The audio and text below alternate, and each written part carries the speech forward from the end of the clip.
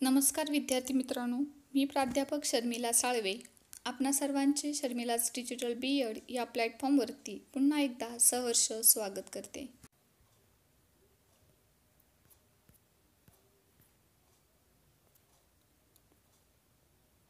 विद्यार्थी मित्रांनो, आजच्या भागामध्ये आपण बी.एड सेमिस्टर सेकंडमधील पेपर नंबर 7 अध्ययनासाठी मूल्य निर्धारण असेसमेंट फॉर लर्निंग या पेपरमधील युनिट क्रमांक 1 अभ्यासत आहोत. मागच्या तासिकेला आपण मापन या भागाची संकल्पना बघितलेली आहे. तर आजच्या भागामध्ये आपण मूल्य निर्धारणाची संकल्पना, व्याख्या व त्याचे प्रकार बघणार आहोत. आता सर्वात प्रथम आपल्याला मूल्य निर्धारण म्हणजे काय हे जाणून घ्यावं लागेल. तर मूल्य निर्धारण यालाच इंग्रजीमध्ये असेसमेंट असं संबोधलं जातं. या असेसमेंट या शब्दाची उत्पत्ती ही असेस या शब्दापासून झालेली आहे. कोणत्या शब्दापासून झालेली आहे? तर असेस या शब्दापासून झालेली आहे आणि त्याचा अर्थ काय होतो तर अनुमान करणे किंवा मूल्य ठरवणे. म्हणजेच मूल्य निर्धारणामध्ये पुरावा जमा करून त्याचा अर्थ लावण्याची प्रक्रिया घडत असते. आता एखाद्या गोष्टीचं मूल्य ठरवणे किंवा अनुमान करणे म्हणजे मूल्य निर्धारण म्हणजे काय? तर समजा आपल्याला एखाद्या ठिकाणची जमीन खरेदी करावयाची आहे. तर ती जमीन खरेदी करत असताना आपण त्या जमिनीचे मूल्य ठरवतो, म्हणजेच त्या जमिनीची किंमत ठरवतो. आता ती किंमत ठरवत असताना आपण काही ना काहीतरी क्रायटेरिया आपल्यासमोर ठेवतो. म्हणजे माळरानावरच्या जमिनीची किंमत आणि सुपीक भागातील, सखल भागातील, नदी शेजारील जमिनीची किंमत याच्यामध्ये निश्चितच तफावत असणार आहे. दुष्काळी भागातील जमिनीची किंमत आणि एखाद्या सुपीक प्रदेशातील जमिनीची किंमत याच्यामध्ये तफावत असते. मग ह्या मूल्यांमध्ये फरक कशावरून पडतो? तर त्याच्या मूल्यामध्ये पडणारा फरक हा जमिनीचा पोत असेल किंवा जमिनीमध्ये पाण्याची व्यवस्था असेल किंवा तिथून पाणी किती अंतरावरती आहे, ते अन्न किती सोयीचं आहे, जमिनीसाठी त्याचा म्हणजे एखादं पीक जर आपण घेतलं तर त्या पिकासाठी त्याचा कसा वापर करता येऊ शकेल, भविष्यामध्ये या जमिनीला किती स्कोप असणार आहे, जमिनीचे रहदारीपासून रस्त्यापासूनचं अंतर किती असणार आहे, ह्या सगळ्या बाबी म्हणजे ती जमीन मध्यवर्ती आहे का, माळरानावरती आहे का, किंवा शेती करण्याच्या दृष्टिकोनातून पुढं पाठीमागं कुठला तरी उद्योगधंदा सुरू करण्याच्या दृष्टिकोनातून ह्या जमिनीची योग्यता किंवा पात्रता काय आहे किंवा त्या जमिनीचा वापर आपल्याला भविष्यामध्ये किंवा चालू परिस्थितीमध्ये कोणकोणत्या गोष्टीसाठी महत्त्वपूर्ण ठरणार आहे, या सगळ्या बाबींचा विचार करून आपण जमिनीची किंमत ठरत असतो. म्हणजे जमीन खरेदी करण्यापूर्वी भविष्यामधल्या ह्या सर्व बाबींचा विचार करून म्हणजेच काय तर त्याचं अनुमान काढून आपण त्याचं मूल्य ठरवत असतो. त्या प्रक्रियेला मूल्य निर्धारण असं संबोधलं जातं. बघा, मूल्य निर्धारण या संकल्पनेचा आपण हा ढोबळमानानं अर्थ घेतला. तर शिक्षण प्रणालीमध्ये मूल्य निर्धारणाचा अर्थ लावायचा असेल तर तो काय आहे? तर मूल्य निर्धारण म्हणजे एखादा कार्यक्रम पुढे चालू ठेवायचा की नाही, त्यात सुधारणा करायच्या का, किंवा कार्यक्रमामध्ये बदल करायचा का, की तो कार्यक्रम बंद करायचा, या संदर्भात जो निर्णय घेतला जातो त्या प्रक्रियेमध्ये मूल्य निर्धारणाची प्रक्रिया घडत असते. जसं की बघा, आपल्याकडं 8वीपर्यंत नापास न करण्याचं धोरण आलं. मग हे 8वीपर्यंत नापास न करण्याचं धोरण हे संपूर्णतः केंद्र पातळीवरती लगेच लागू झालं नाही किंवा राज्य पातळीवरती आपल्या राज्यात धोरणामध्ये ते अंतर्भूत आहे, तर त्या राज्याच्या धोरणामध्ये ते लगेच अंतर्भूत झालं नाही. तर प्रायोगिक पातळीवरती त्याची तपासणी केली जाते.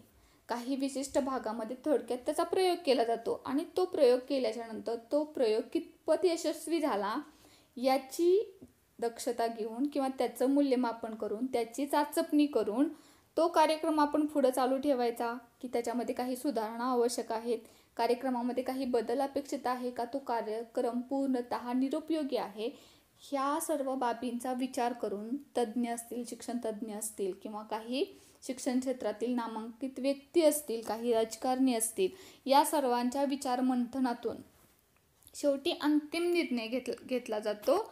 त्या प्रक्रियेमध्ये मूल्य निर्धारण केलं जातं. म्हणजेच कुठलाही शिक्षण म्हणजे कुठलंही शैक्षणिक धोरण असेल त्या धोरणाची अंमलबजावणी सर्व सर्वसामान्य पातळीवरती लक्षलगे होत नाही, तर प्रायोगिक पातळीवरती पहिल्यांदा त्याची चाचपणी केली जाते आणि त्याच्या यशस्वीतेवरती पुढचं सगळं धोरण हे अवलंबून असतं. फक्त 8वीपर्यंत नापास करण्याचं धोरण नव्हे, तर सेमी इंग्लिशचा पर्याय आपण निवडला त्या संदर्भातील असेल, किंवा अंगणवाडीसाठी आपण आकार अभ्यासक्रम राबवतो तर त्या संदर्भातलं धोरण असेल, किंवा ज्ञानरचनावाद आपण अभ्यासक्रमामध्ये आणला, पुन्हा पायाभूत चाचणी आपल्या शाळेमध्ये आपण घेतो. म्हणजे ह्या सर्वांची जी धोरणं ठरवली जातात त्या धोरणांची पहिल्यांदा चाचपणी करून नंतरच ती प्रत्यक्षात कार्यान्वित केली जातात आणि त्या प्रक्रियेमध्ये त्याची फलश्रुती ठरवण्याचं काम हे मूल्य निर्धारण या संज्ञेच्या माध्यमातून होताना आपल्याला बघायला मिळतं.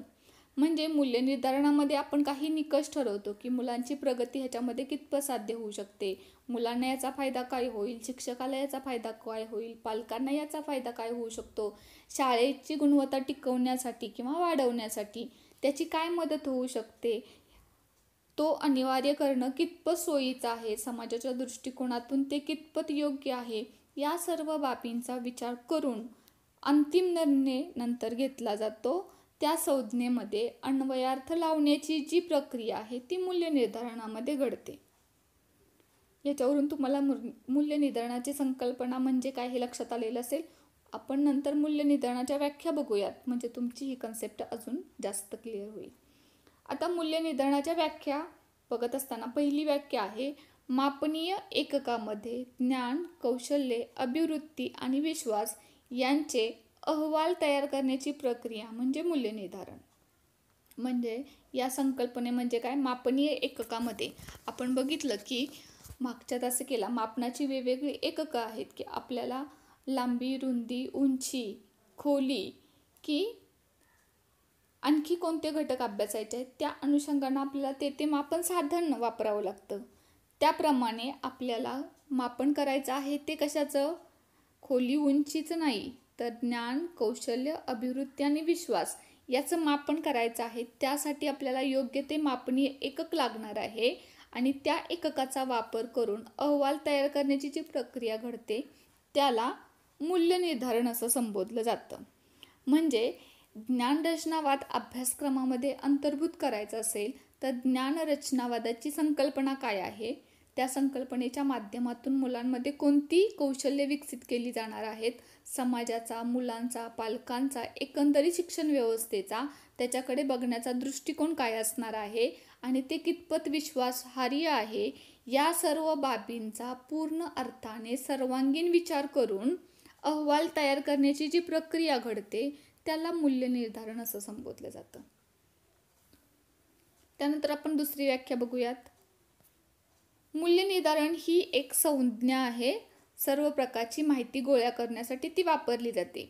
शिक्षक त्याच्या विद्यार्थ्यांची माहिती गोळा करतात, त्याचं विश्लेषण करतात, अर्थनिर्वचन करून निर्णय घेण्यासाठी तिचा उपयोग करतात आणि हे निर्णय वर्ग अध्यापनामध्ये वापरले जातात. म्हणजे मूल्य निर्धारणामध्ये काय काय घडतं बघा. पहिल्यांदा माहिती गोळा केली जाते आणि माहिती कोणाची गोळा करायची, आपल्याला विद्यार्थ्यांची माहिती गोळा करायची आहे. ते कोण करणार, तर शिक्षक ती माहिती गोळा करणार, बरोबर. ती माहिती गोळा केल्याच्या नंतर पुढची पायरी काय, त्याचं विश्लेषण करायचं, त्यानंतर त्याचं अर्थनिर्वचन करायचं आणि त्याच्यानंतर निर्णय घ्यायचा आणि नंतर त्याचा वर्गाध्यापनामध्ये वापर करायचा. ह्या सगळ्या बाबींच्या दृष्टिकोनातून विचार केल्याच्या नंतर मूल्य निर्धारण होऊन त्याची योग्यता किंवा अयोग्यता ही आपल्या लक्षात येणार आहे आणि मग ती संकल्पना, ते धोरण अवलंबायचं की फेटाळायचं हा निर्णय नंतर त्या ठिकाणी होणार आहे. तत्पूर्वी आपल्याला पहिल्यांदा काय करावे लागेल, माहिती गोळा करावी लागेल. की सपोज पहिलीपासून इंग्रजी विषय आपण अलीकडं आणलेला आहे, तर पहिलीपासून इंग्रजीची सुरुवात करत असताना पहिल्यांदा आपल्याला त्या वयोगटातील मुलांना इंग्रजी विषय कितपत पचनी पडणार आहे किंवा विद्यार्थ्यांची मानसिक क्षमता, त्यांची बुद्धिमत्ता किंवा त्यांच्याकडं शिकवण्यासाठी आवश्यक असणारं शिक्षकाकडचं कौशल्य, या सगळ्या बाबींची पहिल्यांदा आपल्याला माहिती गोळा करावी लागणार आहे. त्याचबरोबर विद्यार्थ्यांना त्याचा काय फायदा होईल याची माहिती गोळा करावी लागणार आहे. त्यानंतर केलेल्या माहितीचं आपल्याला विश्लेषण करावं लागेल की पहिलीपासून इंग्रजी शिकवल्याच्यानंतर त्याचा फायदा काय झाला, तोटा काय झाला, किंवा कुठल्या अडचणी आल्या, त्या अडचणी कशामुळे आल्या, त्या अडचणी येण्यापाठीमागची कारणं काय होती, ह्या सगळ्या बाबींचं आपल्याला विश्लेषण करावं लागेल. आणि विश्लेषण केल्याच्या नंतर अर्थनिर्वचन करून आपल्याला निर्णय घ्यावा लागणार आहे. आता अर्थनिर्वचन करायचं म्हणजे काय, मिळालेल्या माहितीच्याद्वारे जे आपण विश्लेषण केलेलं आहे त्या विश्लेषणाचा अर्थ आपण लावायचा आहे. म्हणजे पहिलीपासून इंग्रजीचं धोरण राबवत असताना आपल्याकडं तेवढे प्रभावी शिक्षक आहेत का, किंवा इंग्रजी विषय शिकवण्यासाठी आवश्यक ती शैक्षणिक साधनं शाळेमध्ये उपलब्ध आहेत का, जर उपलब्ध नसतील तर ती पुरवण्याची व्यवस्था कुणाच्या मार्फत केली पाहिजे, जर शिक्षकांकडं आवश्यक त्या क्षमता नसतील तर त्याच्यासाठी आवश्यक त्या ट्रेनिंगची किंवा प्रशिक्षणाची गरज कशा पद्धतीनं भागवता येऊ शकते, या सर्वांचा विचार करून आपल्याला त्याचं नेमकं कारण काय आहे आणि त्याच्यावरती उपाय काय राबवले जाऊ शकतात, या दृष्टिकोनातून अर्थनिर्वचन करायचं आहे. नेमकं त्याचं कारण काय आणि ते कारण असण्यापाठीमागचं कारण काय, एखादी अडचण येते ती अडचण काय येते, ती अडचण येण्यापाठीमागचं महत्त्वाचं कारण काय आहे, हे विचारात घेऊन आपल्याला निर्णय ठरवावे लागतील. आणि त्या निर्णयाचा वापर करून पुन्हा वर्गाध्यापनामध्ये त्याचा वापर करावा लागणार आहे. ही सगळी प्रक्रिया आपली मूल्य निर्धारणामध्ये घडताना आपल्याला बघायला मिळते. आता फक्त शैक्षणिक धोरणाच्या बाबतीतच हे मूल्य निर्धारण राबवलं जातं असं नाही, तर शैक्षणिक प्रक्रियेमध्ये जी आपली अध्ययन अध्यापन प्रक्रिया जी चालत असते, त्या अध्ययन अध्यापन प्रक्रियेमध्ये शिक्षक विद्यार्थ्यांना शिकवत असतात. म्हणजे शिक्षकांना शिकवलेला घटक विद्यार्थ्यांना कितपत पचनी पडलेला आहे, म्हणजे त्या विषयाचं आकलन विद्यार्थ्याला कितपत झालेलं आहे, हे आपल्याला या मूल्य निर्धारणाच्या संकल्पनेतून समजू शकतो. त्याचबरोबर विद्यार्थी आणि शिक्षक यांच्यामध्ये घडणाऱ्या ज्या अंतःक्रिया आहेत, त्या अंतःक्रिया सुरळीत चालू आहेत का, त्याच्यामध्ये काही बाधा येत नाही ना, किंवा काही अडचण येत असेल तर ती अडचण कशामुळं येत आहे, हे समजून घेण्यासाठी देखील मूल्य निर्धारण तितकंच गरजेचं आहे. त्याचबरोबर एखाद्या विषयाकडं विद्यार्थ्यांची बघण्याची दृष्टी जर चुकीची असेल, जसं की इंग्रजीची धास्ती कायमच सर्वांना वाटत असते, इंग्रजी लिहायला सोपं वाटतं पण बोलायला ते खूपच आपल्याला अवघड वाटतं, कारण आपण इंग्रजीला वास्तवतेपेक्षा जास्त महत्त्व देतो. जसं की इंग्रजी ही एक साधी भाषाच आहे इतर भाषांप्रमाणे, परंतु इंग्रजी म्हणजे अगदी राक्षस आहे आणि तो राक्षस आपल्याला गिळंकृत करतोय की काय, याच्या भीतीनं आपण इंग्रजीपासून 10 कोस लांब पळून जाण्याचाच पर्याय नेहमी निवडत असतो. मग हे असं का घडतं, त्याच्या मागची कारणं काय आहेत, हे जाणून घेण्यासाठी देखील आपल्याला मूल्य निर्धारण उपयुक्त पडणार आहे.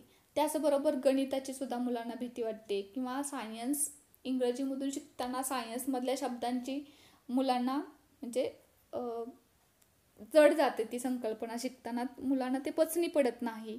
हे का होतं हे शोधण्यासाठी देखील मूल्य निर्धारण तितकंच गरजेचं आहे.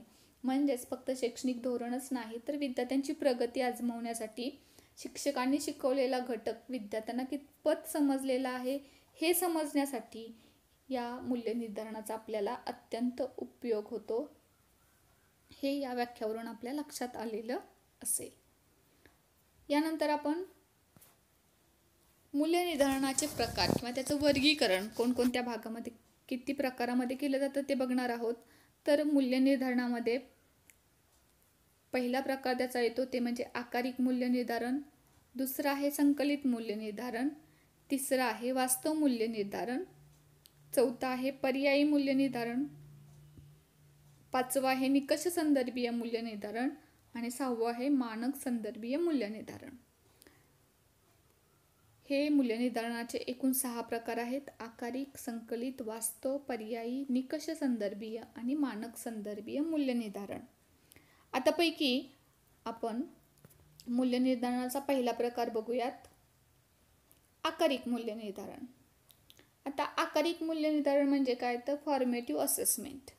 आता फॉर्मेटिव्ह असेसमेंट म्हणजे काय, तर आकारिक मूल्य निर्धारणाची व्याख्या अशी आहे की आकारिक मूल्य निर्धारण म्हणजे विद्यार्थ्यांचे व्यक्तिमत्व आकार घेत असताना केले जाणारे मूल्य निर्धारण म्हणजे आकारिक मूल्य निर्धारण.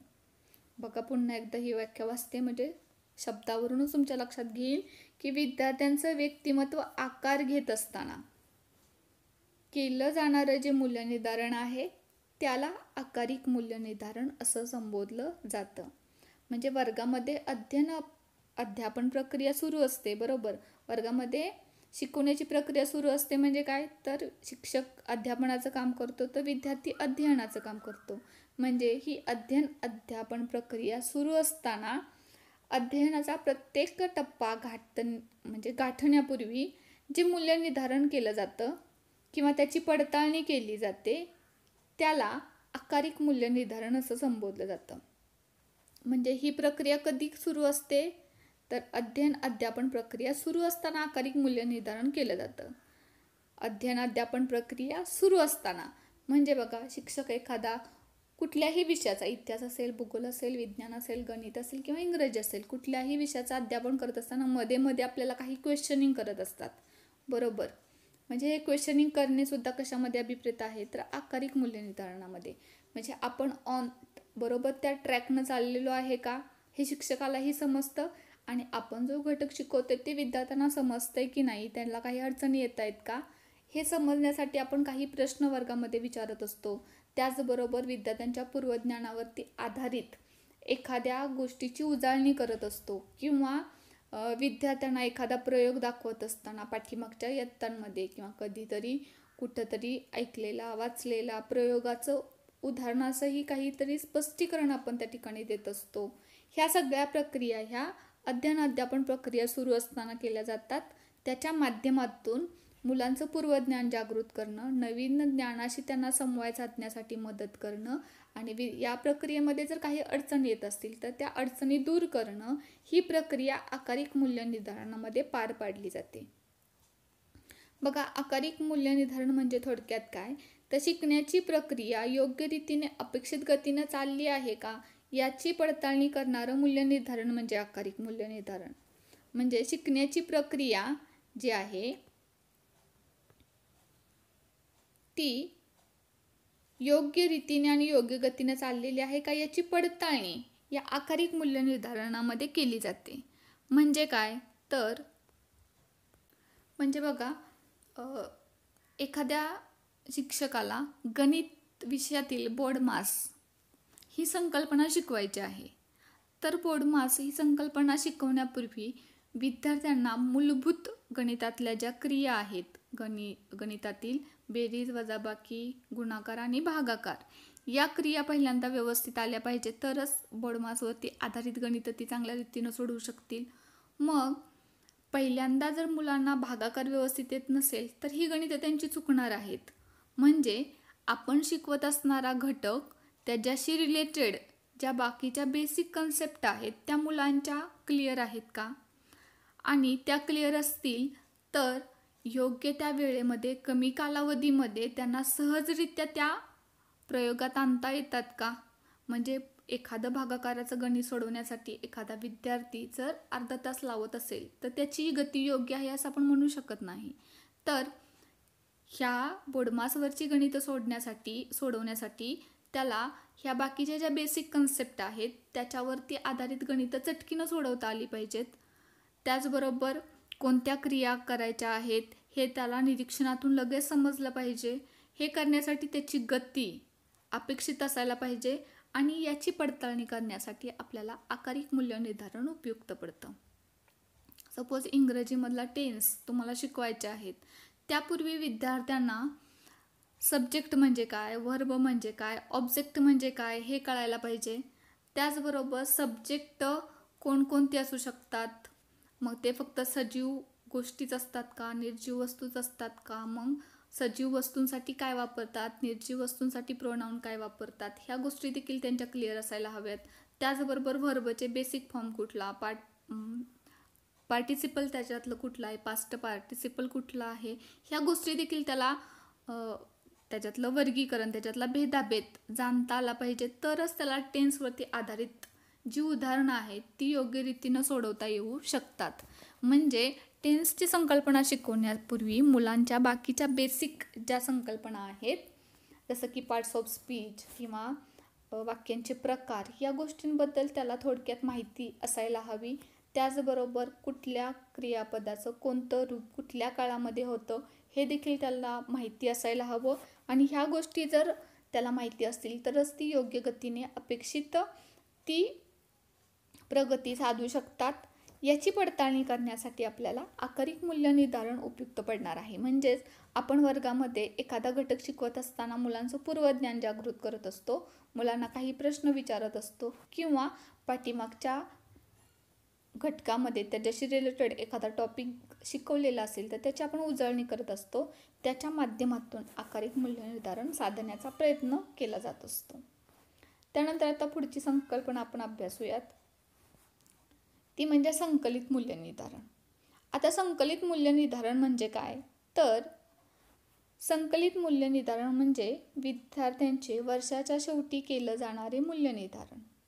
बघा, वर्षाच्या शेवटी आणि आकारिकमध्ये आपण बघितलं की विद्यार्थी आकार घेत असताना म्हणजे अध्ययन अध्यापन प्रक्रिया सुरू असताना आकारिक मूल्य निर्धारण केलं जातं. तर संकलित मूल्य निर्धारण जे आहे ते वर्षाच्या शेवटी केलं जातं.